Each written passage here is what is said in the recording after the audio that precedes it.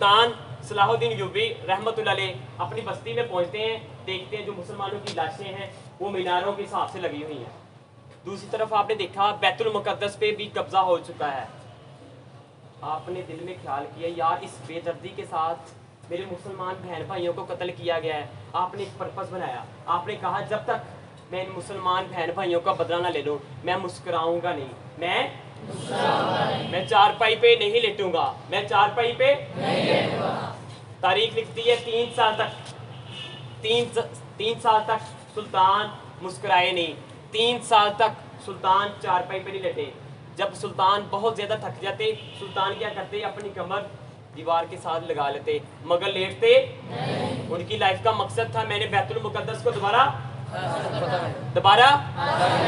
आप यकीन कीजिएगा जब सुल्तान बैतुल मुकद्दस के फतह के लिए निकलते वो लोग क्या करते, क्रिश्चियंस अपनी नौजवान खवातीन आपके मुकाबले में खड़ी कर देते कि सुल्तान का ईमान तबाह बर्बाद हो जाए। यहाँ तक हुआ एक नौजवान औरत आपका ईमान तबाह बर्बाद करने के लिए रात को आपके पास आ पहुंची। जब वो सारी रात ठहरी उसने आपका ईमान देखा, आपकी हया देखी। जब वो वहाँ से निकलने लगी उसने पढ़ा ला इलाहा इल्लल्लाहु, उसने कहा ऐसा मर्दे मोमिन मैंने नहीं देखा। सुल्तान बैतुल मुकद्दस के फतह के लिए निकले हैं, थोड़ी सी फौज आपके साथ है, पूरी दुनिया की ईसाइयत आपके मुकाबले के लिए खड़ी है मगर सुल्तान ने जाकर बैतुल मुकद्दस को 90 साल के बाद फतह कर लिया। मगर सुल्तान ने जाकर बैतुल मुकद्दस को 90 साल के बाद फतह कर लिया।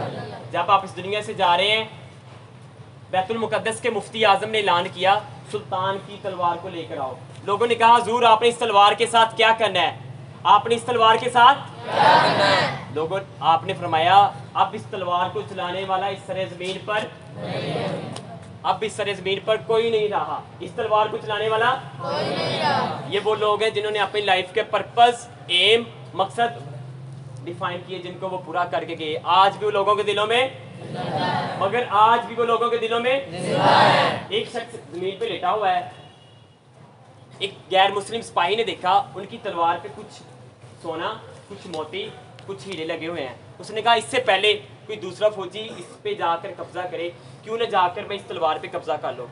वो जो ही आपके पास तलवार छीनने के लिए आता है आप अचानक से उठते हैं, ऐसे वार करते हैं, उसकी गर्दन को उसके जिस्म से जुदा कर देते हैं।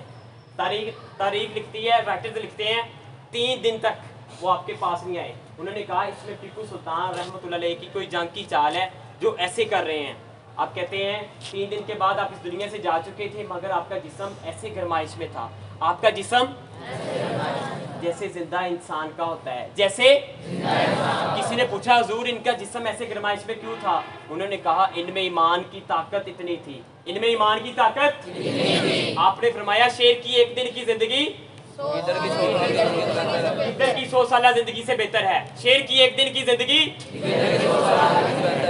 वो लोग आपसे इतनी नफरत करते अपने कुत्तों का नाम टीपू रखते, वो लोग आपसे इतनी नफरत करते। आज भी टीपू सुल्तान की बस्ती पे बमबारी हो रही है कि टीपू दोबारा जिंदा ना हो जाए। अगर ये दोबारा जिंदा हो गया इसने हमारे मुल्कों पे